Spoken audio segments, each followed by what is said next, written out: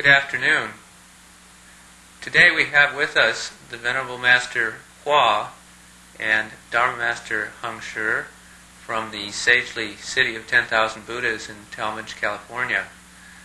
The Venerable Master Hua is going to talk with us briefly about the Chinese Chan meditation tradition and how to meditate.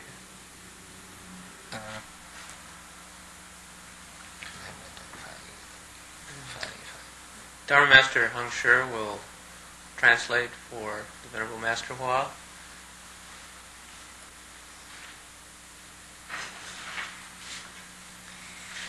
All of you good and wise advisors, all of my fellow classmates,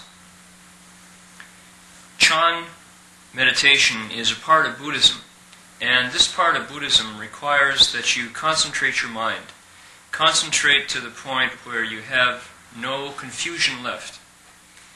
Cultivate at that point. This is Chan meditation. Now the word Chan is half Sanskrit. It's a semi-Sanskritized word. The complete word is Channo in Chinese, which translates as cultivating one's thoughts, thought cultivation. Now thought or thinking, this requires that you do a little investigation. It works like a fire drill. The old technique of drilling wood to spin sparks and to start a fire. It's that kind of skill that we use, that kind of gong fu that we use when we investigate Chan. You could also compare it to a cat stalking a mouse outside the mouse hole. The cat, as it waits for the mouse to come out, is also very concentrated as it waits. Another analogy is like a mother hen sitting on her nest, waiting to hatch her eggs. She hopes to concentrate and bring the chicks out of the eggs. So sitting in meditation, investigating Chan, is just like this. The purpose of Chan is to get enlightened, to lighten up your mind, and to see your nature. The purpose of Chan is to break through your investigation until you understand its original source. We could also say that Chan is a lot like a dragon guarding his pearl. It's said that dragons cherish their pearls more than anything else, and they guard that pearl with undivided thoughts. So there's a saying that goes, when you can concentrate, then it's magic. When you're confused, then there's nothing at all. When your thoughts scatter, then there's nothing. Chan meditation requires that you have no second thoughts in your mind. You just bring that crazy mind to a rest. You put a stop to its endless wanderings. You gather in your body and your mind. When somebody is skillful with this investigation of Chan, then when they are sitting in meditation, then there is Chan going on. When they're walking, they're also investigating Chan. When they're standing still, they're also investigating Chan. When they're lying down, that's also the process of Chan meditation going on. Traditionally, in China, the method used was to look into what's called a huatou, the word head, your meditation topic. The one most often used is to ask yourself, who is reciting the Buddha's name? Sometimes they change it a bit and say, who is reciting the Buddha? Who is reciting the Buddha's name? Who is in there reciting the Buddha's name? Another common topic that people look into and investigate is, what was my original face? What was my original appearance before my father and mother were born? They look into that. Now, this is called a huatou, literally in Chinese, a word head. That's to say, you apply your skill, you investigate right at the point before the words come out. This is not the word tail. You don't look into it after language has come forth. You want to investigate right at the place before the first thought emerges. That's the place where you investigate, when you look into a huatou, when you investigate your meditation topic. So, who is reciting the Buddha's name? Who is in there reciting? Now, the purpose of investigating this huatou, this meditation topic, is to put an end to all discursive thinking, all polluted thinking. Now, it's true that who is mindful of the Buddha, who is reciting the Buddha's name, is also a a false thought. This is also a discursive thought. But we use this one polluted thought to put an end to all other polluted thoughts. If we can solve this first problem, then all other problems are solved. We use one falseness to end all falseness whatsoever. But understand that this requires deep concentration. We have to concentrate to the exclusion of all other thoughts, then it can work. Now, even though our false thoughts, before we begin to investigate, are very many indeed, if we can concentrate our minds, then suddenly we can get enlightened. We penetrate right through. Then, at that point, there's not a single thing among all the myriad facets of reality that we don't completely understand. At that time, we attain an omniscience, all wisdom. We understand absolutely everything there is to know between heaven and earth. There's a phrase that describes it. It says, "Suddenly, one day, we penetrate right through." Now that's because the time we finally understand, when our investigation of this topic comes mature, then it's a very sudden awakening. This is what's known as sudden enlightenment.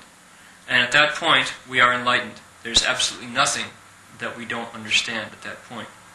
We have the functioning of the entire substance of all of reality at that point. Now, at that point, our original wisdom flows forth very spontaneously.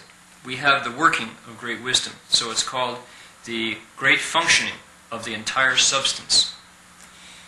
The Buddha is simply a person who has the operation, who has control of his own great wisdom. That's what the Buddha is.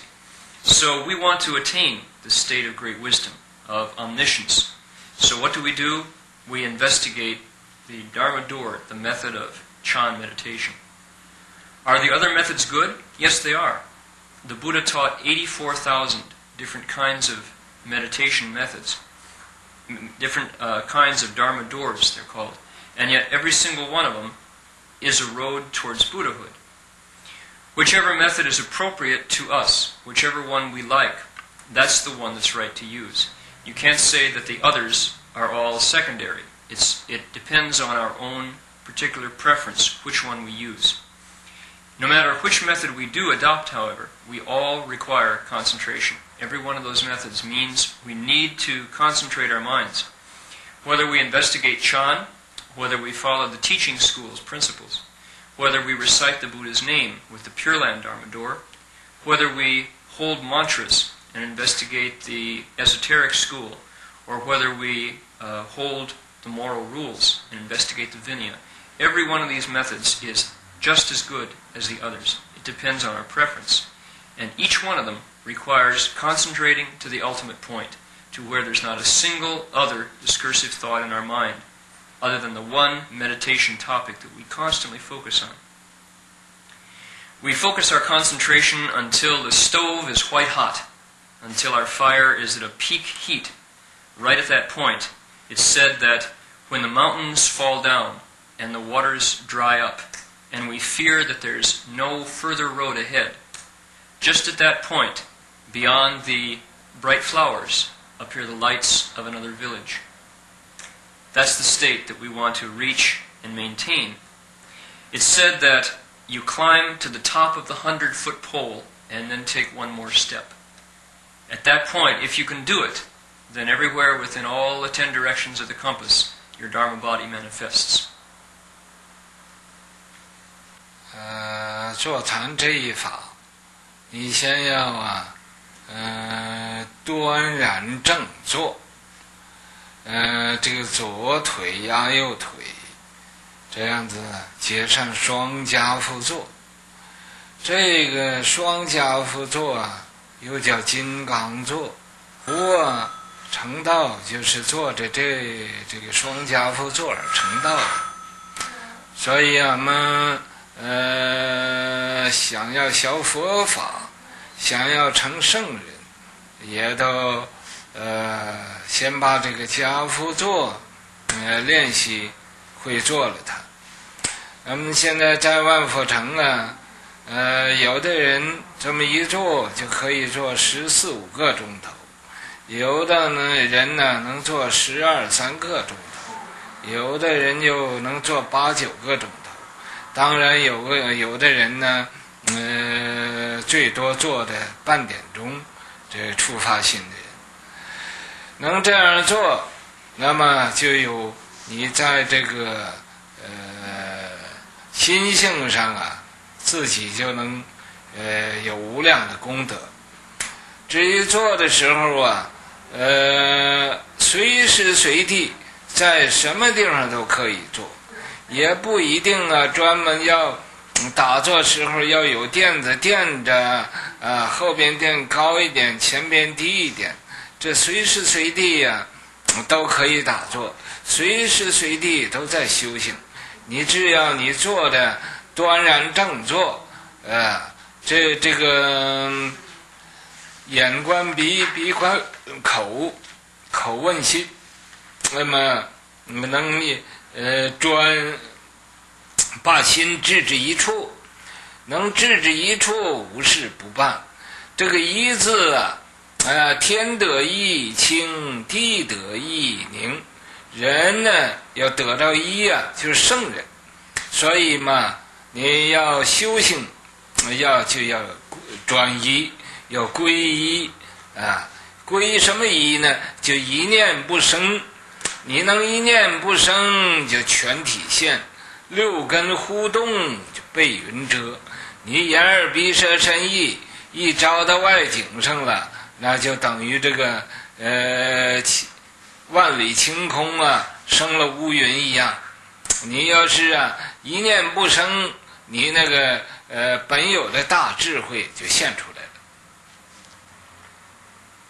As for the method of sitting, we want to sit upright, to sit erect. We put our left leg on our right thigh and the right foot on top of the left thigh. This is known as the full lotus posture. It's also called the Vajra posture, the adamantine posture. When the Buddha accomplished the way, accomplished Buddhahood, this was the way he was sitting. It was this posture that aided him to accomplish the way. So if we cultivate, we want to have success in the Buddha Dharma, we want to become sages, the very first thing we need to do as we practice is to begin to meditate in this posture until we can do it, until we can sit without any problem in the full lotus posture. At the sagely city of 10,000 Buddhas, now there are those who, some people can sit 14 and 15 hours in this posture without dropping their legs. Others can sit 10 hours, 12 hours in this posture very comfortably. Some sit 8 to 9 hours at a stretch. Of course, there are others who can sit for 30 minutes only. These are the beginners among us. But everyone emphasizes and practices sitting in full lotus. When you can adopt this meditation posture, then your merit and your virtue are boundless and infinite. We should practice until we can sit in full lotus wherever we are at any time. It shouldn't be the case that we have to have a special cushion or a zafu or a sitting rug and only then can we meditate. It shouldn't be the case that we have to prop up in behind and have our knees in contact with the mat down below before we can begin to meditate. We should be so attached. It should be that at all times and anywhere we are still cultivating, we're still meditating. We want to take our eyes and contemplate our nose, let our nose contemplate our mouth, and let our mouth contemplate our mind, our heart. When we can concentrate to a single point, then there's nothing that we can't do.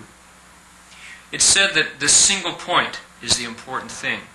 When heaven attains the one, this single point, then heaven is pure. When earth attains the one, this single point, then the earth is very peaceful. When people attain this one, this single concentrated point, then people become sages. We at all times return to this one place, return to this single point. Now, in our minds, we want to meditate until we can reach a stage called not even a single thought coming forth. It's said that when not even one thought appears, then the entire body comes alive. The entire body manifests before us. The entire substance appears. However, as soon as one of our 6 organs moves, then we're covered by clouds. What's it like? As soon as our eyes, ears, nose, tongue, body, or mind, one of the 6 sense organs, suddenly moves, then it's just like a clear sky for 10,000 miles that suddenly is clouded over by dark thunderheads. It's the same result. So we want to concentrate until not even a single thought arises. When not even one thought comes forth, then our basic wisdom can appear.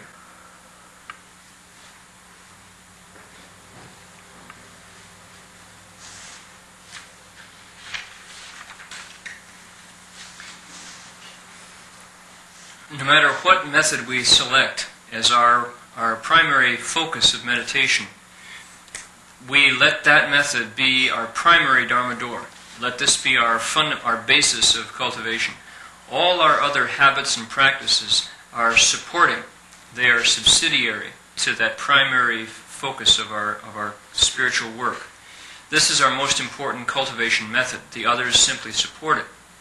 We need to bring all 10,000 conditions, as it said, the 10,000 variables together to a single point. Then our work can have success.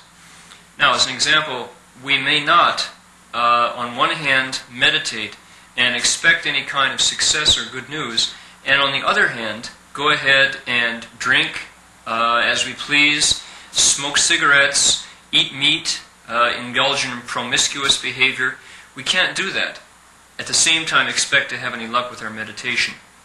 It's not the case that we can say, well, I think I'll wait a bit, I'll just have a couple more for the road and maybe smoke a few more cigarettes or have another hamburger or go indulge in more sexual behavior, and then when that's done, when I'm satisfied, then come meditate, and that I expect anything will happen. It won't. You won't have any success. All other activities have to fall in line behind our meditation if we want to have success. Everything we do must accord with the precepts. What we need to do is understand the principle of do no evil whatsoever, and reverently offer up all good behavior, do all good deeds. Then we can expect to have some success with our meditation. It cannot be the case that when we sit and meditate, we put on the style and we look like a regular pro. But then as soon as we stand up from our meditation, we let everything go slack and we fall back into our old habits. That won't work. We have to guard our mind all the time. We have to keep our mind from indulging in reckless thinking, in casual, random discursive thoughts. Just don't let them enter into our mind. Then we can get some good news.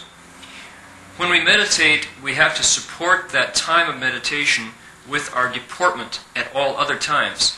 Walking, standing, sitting, and lying down all become part of our meditation. All support and aid that time when we're actually meditating. It can't be the case that on the pillow, on the meditation cushion, we look like a regular cultivator, but then as soon as the period is over, we stand up and then do as we please. We just drink, and carry on, and have a great time. We let our guard down and relax. That won't work. We simply won't. Our meditation will not come to success.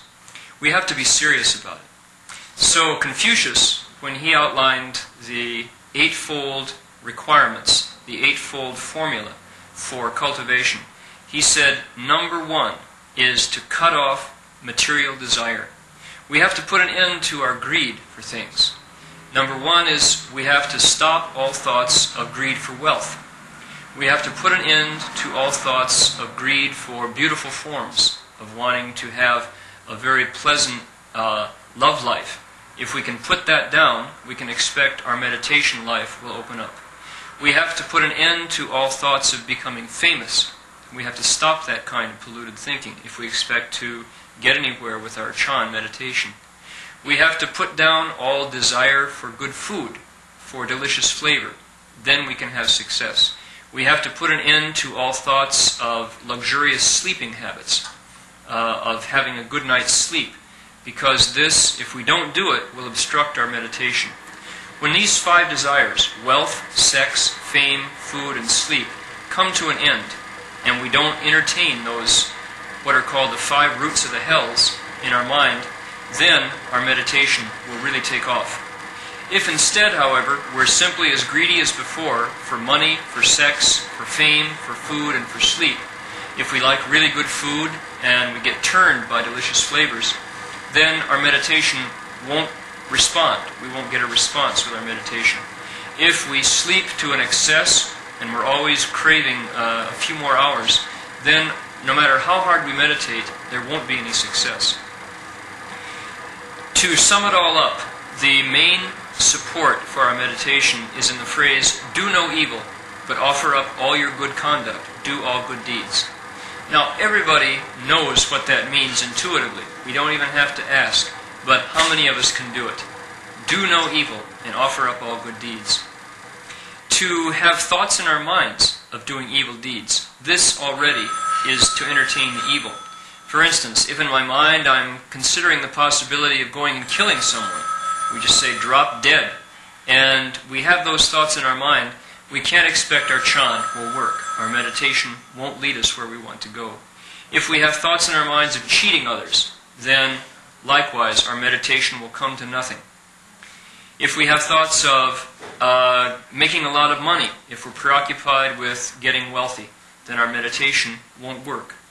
So, meditation simply means cultivating our mind so that we don't have any more confused thinking and polluted thoughts in our minds. Then at that point, when our skill comes mature, we can get enlightened. We can break through this investigation. Again, to repeat, it cannot be the case that when we meditate, we sit just like a rock, but we look just like a real meditator. But then later, once we leave the meditation hall, our lifestyle is just like a hedonist. We live like playboys. It won't work. Our meditation won't succeed then. For instance, there's a Korean who calls himself the Mad Monk, and he lives a completely debauched lifestyle. He does absolutely everything he wants to, regardless of the rules, and yet he considers himself enlightened. This kind of behavior is something that we must absolutely avoid. This is not the behavior of an enlightened person. He only admits himself that he's enlightened. If we imitate models like that, then we can't expect our meditation will carry us where we want to go. Furthermore, when we sit in Chan meditation, we have to rid our mind of all thoughts of contention and fighting. We can't entertain any thoughts of greed in our minds. We have to resolutely get rid of all thoughts of seeking outside ourselves. We have to put an end to all selfishness, to all thoughts of taking advantage, and finally to all dishonest thoughts. All of these thoughts we have to resolutely purge from our minds, sweep them clean. Furthermore, we can't in our minds meditate with the hope of attaining psychic powers or some miraculous state. We can't hope to meditate to the point where we understand the workings of secret mantras and secret initiations and empowerments, ideas like this. If we meditate with the wish to open up these unique and miraculous powers in our minds, then we're sure to go down a wrong road. If we dwell upon secret transmissions and hope to use personal mantras to attain a kind of a psychic penetration or a psychic power, then it's a very dangerous practice. These are all doors of meditation that are practiced by heretical sects that do more harm than good. Now, if we truly use effort in the correct way, then very spontaneously we can have many marvelous states, but we don't want to seek them. We don't meditate with the purpose of accomplishing these things in front of us. Even if we do open up psychic powers or have their use, we shouldn't see them as a be-all and end-all. These are not the purpose of meditation. We don't need to seek for great wisdom. Great wisdom manifests spontaneously from our own enlightened nature, from our own self-nature. Not only psychic powers, but the wisdom that understands all things of creation, all the different myriad facets of reality, flow forth from our enlightened self-nature. Our own nature manifests these things without extra effort of thinking about it or seeking them. So, the Dharma door of Chan, if we wanted to talk about it in its entirety, we could talk till the end of future time and we'd never come to an end. So today I've had the opportunity to share these few brief words with you about the topic of Chan meditation. 希望各位好自为之，勇猛精进，发大菩提心，成长大。My wish is for you that each and every one of you do a very good job in your meditation, that you be courageous and vigorous and don't get lax. Please, all of you, bring forth the great Bodhi resolve and quickly accomplish the great way of Buddhahood. 你如果愿意到旁的乐园呐、天国啊，我相信都会成功的。If your wish is to be reborn in heaven or in the Garden of Eden or wherever you choose to go, I hope that you all realize your wish and you get what you want.